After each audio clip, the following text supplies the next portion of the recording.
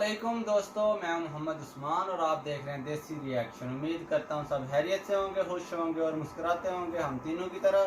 तो आज मेरे साथ बैठे हैं मोहम्मद अली, मोहम्मद यूसुफ। तो दोस्तों आज की वीडियो का हम रिएक्शन लेकर आए हैं Indonesian military, Indonesian army.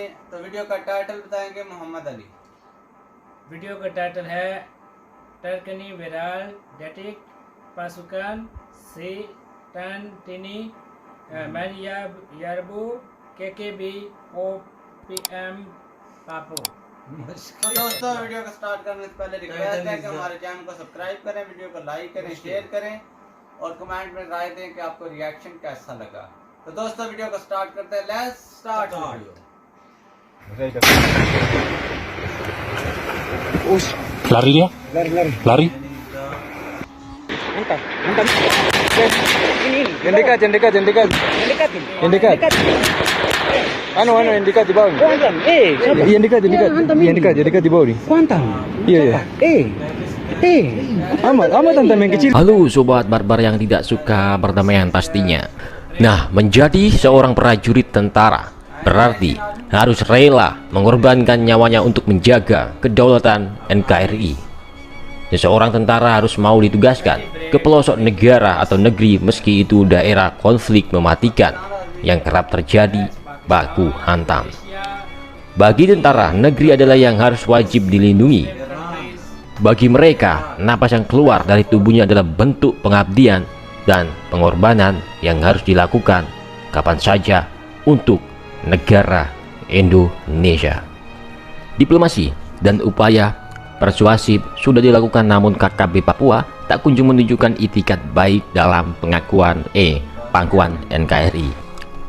Tak lama setelah Jokowi menetapkan kelompok kriminal bersenjata atau KKB Papua sebagai organisasi teroris, Saya juga telah memerintahkan kepada Panglima TNI dan Kapolri untuk terus mengejar dan menangkap seluruh anggota KKB. Saya tegaskan, tidak ada tempat untuk kelompok-kelompok kriminal bersenjata di tanah Papua maupun di seluruh pelosok tanah air. salah satu pasukan elit TNI Angkatan Darat, yaitu pasukan Setan, dikirim ke Papua. Misinya hanya satu, yaitu menumpas teroris KKB Papua. Tak ada ampun lagi untuk KKB atau OPM Papua.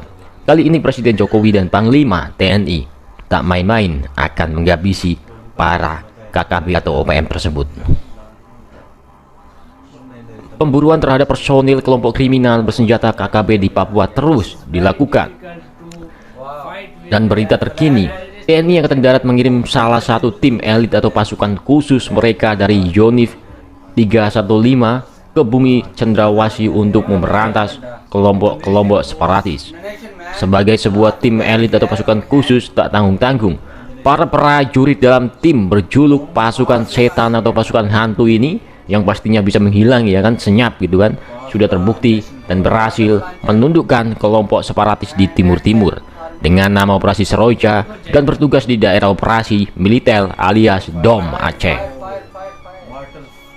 Pangdam 3 Siliwangi, Majen TNI Nugroho Budi Wiyanto telah mengunjungi markas pasukan khusus atau pasukan elit TNI Angkatan Darat ini yang bermarkas di Gunung Batu, Bogor, Jawa Barat. Hal ini terungkap dalam keterangan resmi yang dibagikan Kodam 3 Siliwangi kepada media sosial. Dalam keterangan resmi itu disebutkan bahwa sejak beberapa waktu lalu, para prajurit Batalion Infanteri 315 atau Yonif 315 TNI atau dikenal sebagai pasukan setan yang senyap dalam penyergapan. Pasukan setan ini telah dilatih menembak runduk atau sniper, bertempur hingga berpatroli di daerah hutan dan pegunungan. Kali ini kehebatan pasukan setan ini akan diuji memberantas kelompok teroris KKB Papua atau OPM. Nah, pasukan setan masuk dalam satuan tugas pengamanan daerah rawan atau Satgas PAM rawan di Papua. Mereka digembleng selama 1 bulan sejak tanggal 27 Maret 2021 lalu di Bandung. Latihan pratugas itu diharapkan menjadi bekal bagi para prajurit pasukan setan ini ketika berlaga di daerah operasi rawan seperti di Papua yang tingkat ancamannya cukup tinggi. Nah, pengiriman pasukan setan ini untuk mempertebal pengamanan di Papua. Hal itu seiring dengan meningkatnya intensitas kontak senjata antara aparat keamanan Indonesia dengan KKB Papua. Adapun jumlah pasukan setan yang akan dikirim menembus KKB Papua ada 400 personil. Pelansir dari Instagram resmi Kodam 3 Siliwangi, Pangdam Mejen TNI Nugroho Budi Widianto memeriksa kesiapan Satgas Yonif 315 yaitu pasukan setan. Dalam kunjungan tersebut, Pangdam Siliwangi sempat mendengarkan pemaparan kesiapan personil dan material dari Yonif 315 yang juga menjabat sebagai dan Satgas Pam Rawan. Setelah mendengarkan pemaparan dari Yonif 315, Pangdam Siliwangi langsung melakukan pemeriksaan seluruh kesiapan personil dan perlengkapan tempur perorangan maupun perlengkapan Satgas yang akan dibawa ke daerah pegunungan Papua. Pangdam 3 Siliwangi juga mengingatkan kepada seluruh Dankipur dan Danspos agar selalu memperhatikan anggotanya di daerah operasi. Ia juga menyampaikan seluruh pasukan yang ikut terlibat dalam operasi di daerah rawan harus menjaga soliditas dan nama baik satuan dan nama baik TNI. Tak hanya itu, selama berada di daerah operasi seluruh pasukan harus saling menjaga satu sama lain serta bertugas dengan penuh kewaspadaan. Seluruh prajurit Satgas Pamrawan Yonif 315 atau yang disebut pasukan setan ini agar Satgas Pamrawan berangkat 400 dan kembali 400 prajurit lengkap, bahkan berhasil sesuai harapan pimpinan. Selamat bertugas. Kami percaya para prajurit akan mampu melaksanakan tugas dengan baik. Tugasmu penuh tantangan dan rintangan, tapi kaulah prajurit pilihan untuk bisa menyelesaikan tugas dengan baik. Yaitu tugasmu sekarang ialah membasmi kelompok kriminal bersenjata atau OPM di Papua. Nah, perlu diketahui juga, prestasi pasukan setan ini sangat-sangat moncer. Pasukan ini hampir selalu berpartisipasi dalam melibas aksi pemberontakan di Indonesia. Mulai dari pembersihan sisa-sisa G30 SPKI, penumpasan GAM di Aceh hingga operasi Seroja di Timur-Timur. Lantas apakah kehebatan Yonif Garuda atau pasukan setan yang berjuluk pasukan setan ini?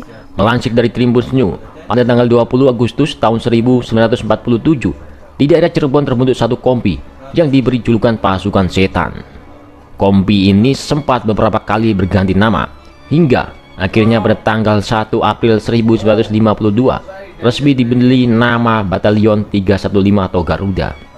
Sebagai persiapan sebelum dikirim ke Papua, anggota pasukan setan ini menggelar sejumlah latihan, salah satunya latihan menembak runduk yang dipimpin langsung Komandan Batalion Infanteri 315 Mayor Infanteri Aryo Priyotomo. Pada pelaksanaan latihan ini telah direncanakan sedemikian rupa sehingga sasaran latihan ini dapat meningkatkan kemampuan para prajurit bagi para penembak runduk yang akan melaksanakan tugas operasi Pamrawan di Papua. Sebelum menembak, para prajurit dibekali materi teoritis tentang cara membuat kamuflase atau penyamaran dan observasi medan serta teknik mengeksekusi sasaran. Prajurit dilatihkan agar kamuflase. Mereka tidak terdeteksi oleh penglihatan musuh saat melaksanakan tugas observasi medan dan sasaran. Bahkan sesama personel tidak saling kenal di lapangan. Kemudian para prajurit Yonif 315 menjalani praktek langsung latihan menembak runduk di lapangan. Mereka secara bergilir diberikan kesempatan untuk mencoba dan mempraktekkan teknik maupun taktik sebagai penembak runduk. Senapan dengan sistem blok aksion ini menggunakan amunisi kaliber 7,62 x 51 mm dengan bobot 6,82 kg. Senapan ini memiliki panjang laras 650 mm yang ditambah dengan teleskop dalam pertempuran.